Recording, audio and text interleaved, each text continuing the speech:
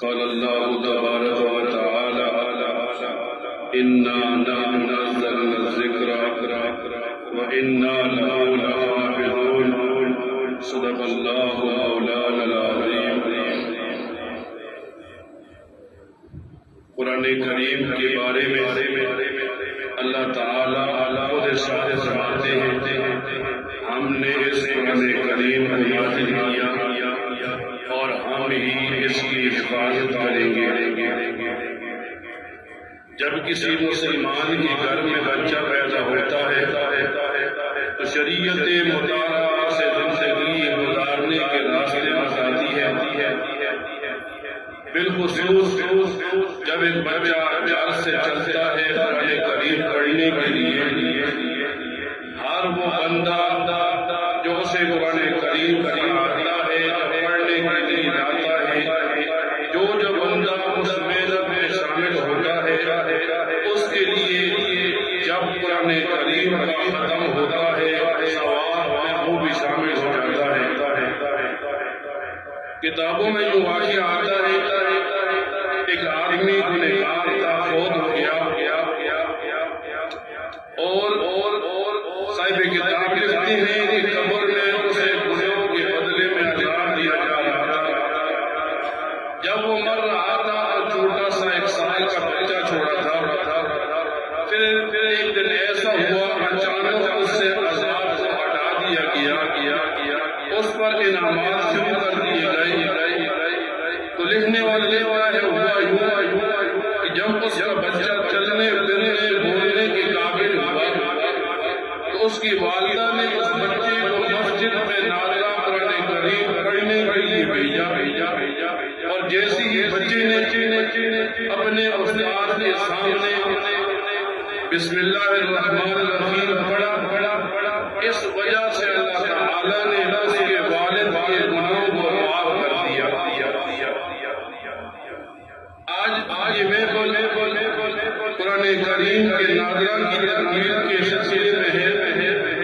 نبی کریم صلی اللہ علیہ وسلم فرماتے ہیں، فرمایا قرآن کریم پڑھنے والا اور قرآن کریم پڑھانے والے کے لیے دنیا میں بڑے اعزاز ہیں۔ یہاں تک نبی اکرم صلی اللہ علیہ وسلم فرماتے ہیں قرآن کریم جب ایک بندہ مر جاتا ہے تو مرنے کے بعد اس بندے کی حفاظت بھی کرتا ہے، شفاعت بھی کرے گا۔ اور یہاں تک آتا ہے قیامت کے دن بھی ایک مسلمان جب کھڑا ہوگا میدان حشر میں تو یہ قرآن کریم اس کی طرف سے جھگڑا کرے گا۔ تو آج خوش نصیبی سمجھی جائے کہ جب ہمارا بچہ گھر سے مسجد آتا ہے قرآن کریم سیکھنے کے لیے تو یہ قرآن کریم کا سیکھنا، قرآن کریم کا پڑھنا، قرآن کریم کا لکھنا یہ سارے ثواب ہے۔ نبی کریم صلی اللہ علیہ وسلم فرماتے ہیں میں یہ نہیں کہتا کہ قرآن کریم کا ہر لفظ پڑھنے کے بدلے میں ثواب ہے۔ فرمایا الف لام میم، الف علیحدہ لفظ ہے، لام علیحدہ لفظ ہے اور میم علیحدہ لفظ ہے۔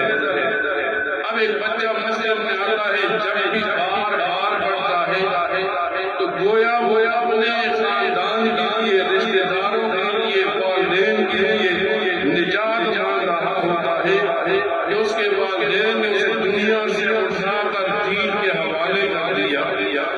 تو ایک بندہ اپنی خوش نصیبی سمجھے جب وہ اپنے بچے کو قرآن کریم پڑھنا سکھائے، اسے حفظ کرنا سکھائے۔ اس وجہ سے آج ایک بچہ قرآن کریم پڑھتا ہے، کل یہ اپنے کسی رشتہ دار کے لیے نجات کا ذریعہ بنے گا۔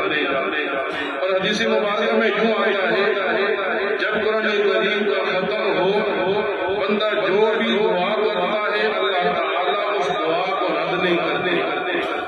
تو آج اس خوش نصیبی کے موقع پر جہاں ہم بچے کو اس کے والدین کو مبارکباد پیش کریں گے، جب دعا ہوگی تو اپنے رب کے سامنے اپنی حاجات رکھ دیں گے تاکہ ایک طرف ہماری کچھ خواہشات ہیں وہ بھی پوری ہو جائیں،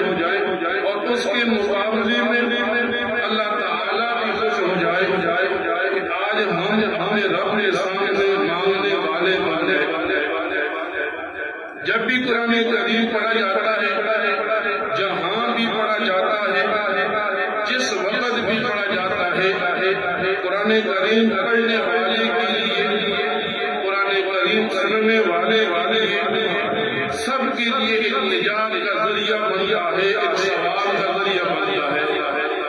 آج ہم مسلمان ہونے کے ناطے ہم اس بات کو اپنی خوش نصیبی سمجھیں کہ آج قرآن کریم مکمل ہوا اور اس قرآن کریم کے مکمل ہونے پر جہاں ہم خوش ہوتے ہیں وہاں اس پڑھنے والے قرآن کریم کے مکمل جس نے کیا اس کے لیے آخرت کی منزلیں آسان ہوتی ہے۔